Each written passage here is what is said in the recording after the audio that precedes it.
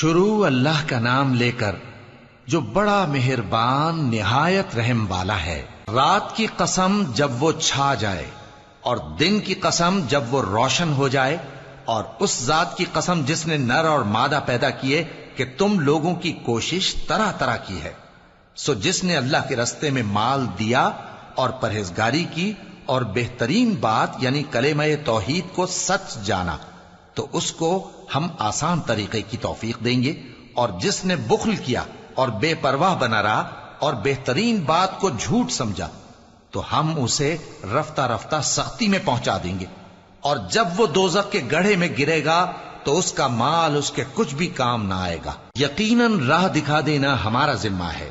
اور بے شک آخرت اور دنیا ہماری ہی ملکیت ہیں۔ سو میں نے تم کو بھڑکتی آگ سے خبردار کر دیا ہے،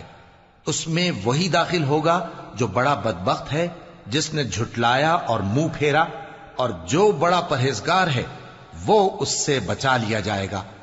وہ جو اپنا مال دیتا ہے تاکہ پاک ہو، اور اس لیے نہیں دیتا کہ اس پر کسی کا احسان ہے جس کا بدلہ اتارا جائے، بلکہ اپنے رب اعلی کی رضامندی حاصل کرنے کے لیے دیتا ہے، اور وہ عنقریب خوش ہو جائے گا۔